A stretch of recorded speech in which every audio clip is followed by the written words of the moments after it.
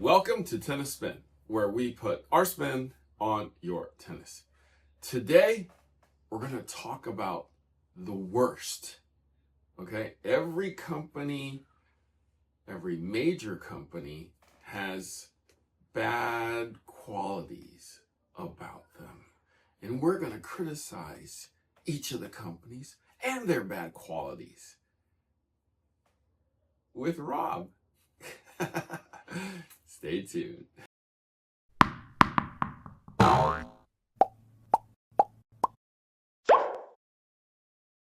All right, so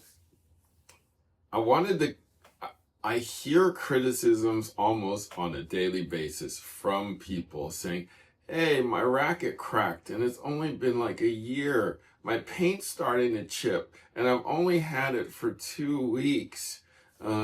My weights are off. I have 3 rackets and they all weigh something different. What am I supposed to say? Well, blame the companies, right? So we're going to go through the top companies and talk about what you guys like to talk about is their deficiencies. Now, do you want to start with Wilson or do you want to end with Wilson, Coach? This is your show. It's your channel.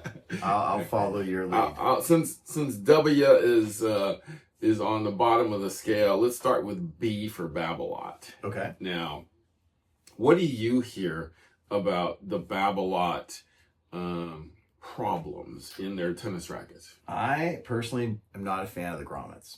I'm not a fan of changing them. I'm not a fan of how it becomes a puzzle. Yeah. So maybe I'm just not good at puzzles. I call it whatever. Right. It takes forever. And a lot of times it becomes, hey, Harry, can you help me? And so there's always a trick or just you have to line it up just right.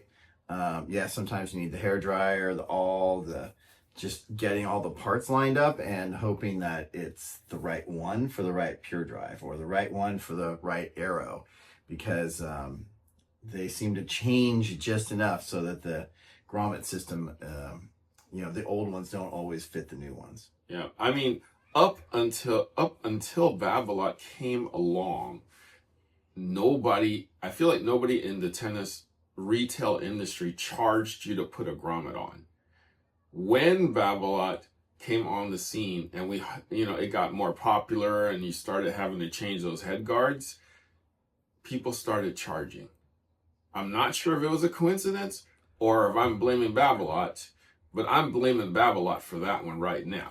I think it's just the amount of time it takes to change those Right. is why you ended up having to start getting something for your time, because it was taking a long time. Yeah. And so, it was like, hey, people, charge to rotate your tires. Let's, it wasn't a large amount, but it took a lot of time. It wasn't like just pull it off, pop on the new one and off you go. Where it would just be, good customer loyalty and service that you're providing before. Now it's like, hey, wait, I got to get something for my time because this is taking a while. No, you bring up a great point with that grommet, because when I first started changing those grommets, they flared those grommets at the 10 and 2 and 4 and 8. You had to cut those too. It was hard to just rip that sucker out. Yep. And then when you had to lay the cutter just right to snip it. Mm-hmm. And so that took time. You can just rip and it comes off. And then because it came in a 2-piece process, that last turn around over like 1 o'clock to 1:30 to 2 o'clock, it was hard to get that grommet turned around like this to jam in. I remember doing, like, for 1 whole year of doing pure drives, I would jack one and then get one in. So I would literally have to screw up and throw out a head guard to get one in on the next one. Hopefully you do it right. And I remember one of our friends liked to break a lot of awls doing it. Oh yeah. We don't want to throw them under the bus. Exactly. And I would jack 10 awls a year just because I had to turn it over that much. So yeah, that's one of the things we hate about Babolat. But Another problem that I hear from people is they crack easy. Have you heard that one? I haven't seen that many in my experience, but that doesn't mean it's not out there. I do know, the pure drive was stiff, and early on it gave a lot of people tennis elbow, especially if they were stringing them at the old original string it at 60, and now Right. you're like with a poly. Okay, well we know now that's insane for your arm. Right. So it took a while to make the adjustment, and I think they got, accused of having a lot of tennis elbow for those things, and it may not have always just been the racket. It could have just been a combination of the stiff frame, stringing it too tight with the wrong string. But yeah, people do accuse the arrow of breaking too easy too. Maybe because a lot of kids use it. they may have some bad racket experience moments, and it may not like to bounce on the court. Yeah, so I may give Babolat a pass on that one. Right. I think that's about it for Babolat. Quality control is kind of spotty. I mean, that's kind of how it is with a lot of the companies. But it would be nice if all the companies you could get the right grip size. If you ordered, if you wanted a 4.5, that you got an actual 4.5. Right. So because what Coach Rob is talking about before he goes off this rail here is that Babolat does make the grip that slightly bigger than everybody else. So now go on. So, and that's Wilson as well. I mean, it's like, I get nobody makes a 4 5/8, but it almost feels like 4.5s now, or almost like what a 5/8 used to feel like. Yeah. And a 3/8 is now a half. And it's like, come on, people. You take a measuring tape, it's all the same. And I know we've done a video about this before. So right. How that's, I feel like you have to make the grip bigger to sell more rackets, because I feel like that's the trend. Well, isn't it trending smaller? No. But listen to this though. Okay. So Babolat made their grip bigger on purpose.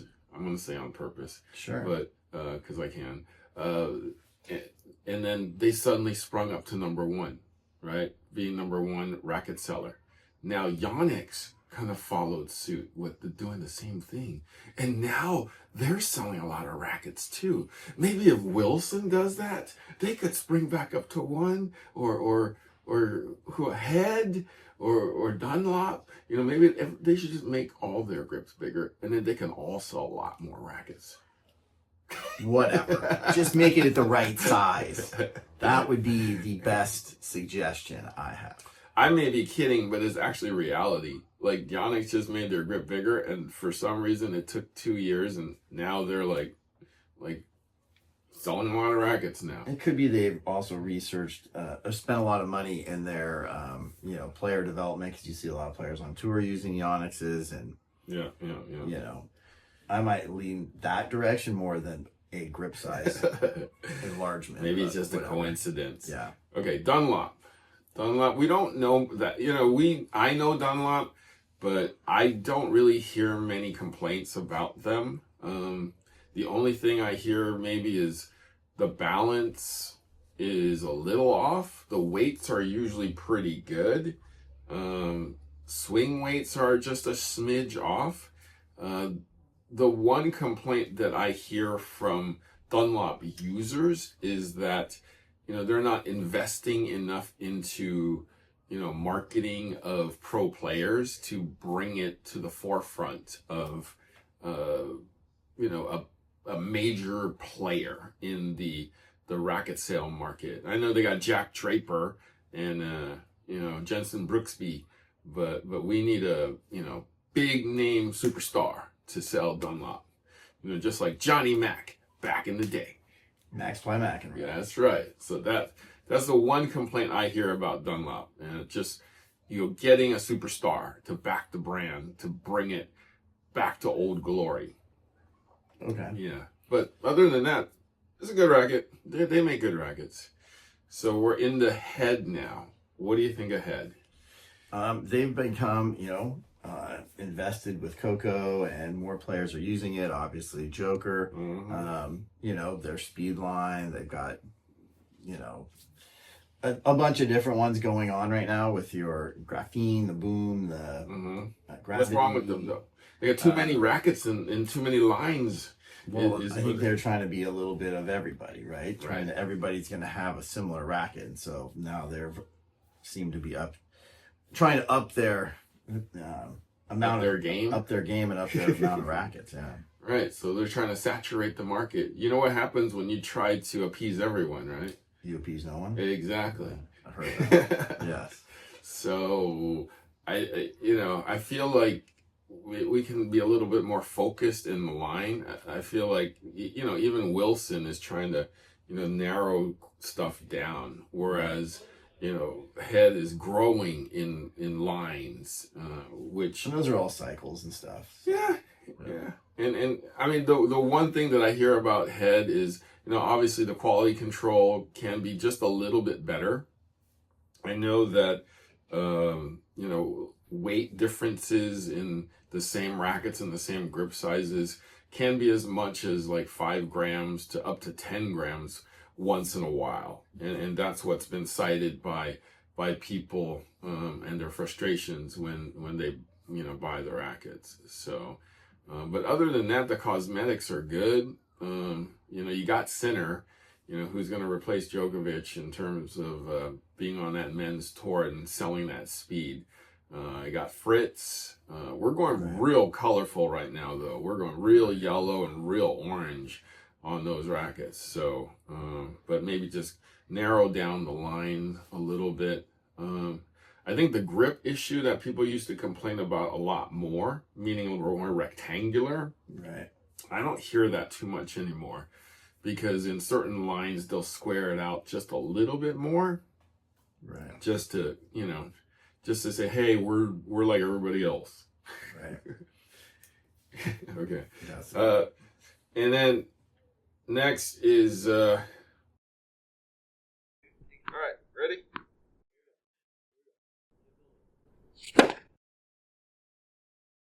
Out. The ball was in.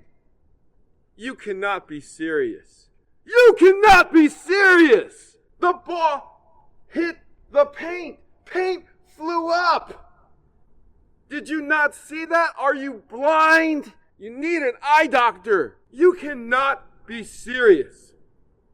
Oh, wait. I have SwingVision. The ball is in.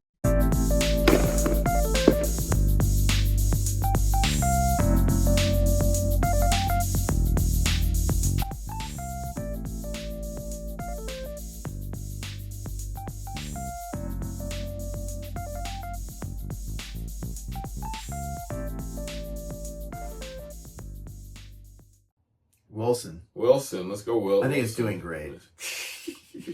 I'm sure Wilson, quality control, yep. Mass production jacks up the weight and balance a lot. Not to say that they don't make a good product, it's just a little bit off.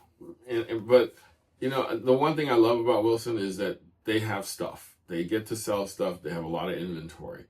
It's just they make them too fast. The other thing I hear about is the paint chipping off too easily. Right. And I've been griping about that for, I feel like over 10 years, getting on 15, 20 years. It's just, you drop the racket and paints just start falling off.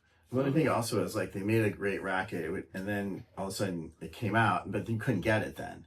And it's like, they would kind of like, oh yeah, we really like it. Oh, you really like it? Oh yeah, we're back ordered. And then it became, all right, now we got them. Mm-hmm. And so maybe in that rush to overproduce them or get them to people, they, quality control kind of may have suffered. Yeah.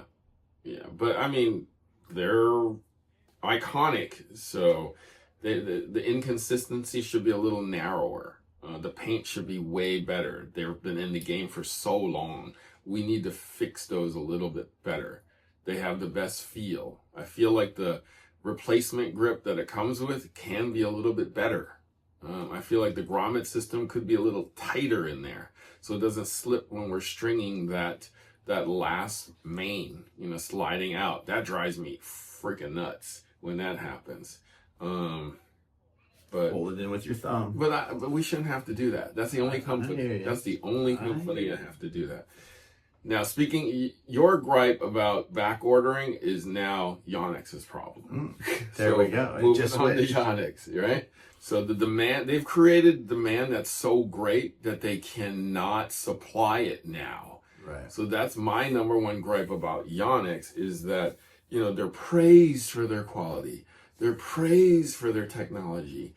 You know. All right, 5 working days later, from directtennis.online, my 2-blade light 100s, 100 lights in a quarter. That was so easy. Plus, I got a discount by using my own code, TennisSpin. And I got free shipping. So if you want to get your tennis goods or whatever tennis needs you need, go to directtennis.online, enter TennisSpin, get a nice discount, courtesy of me, and free shipping.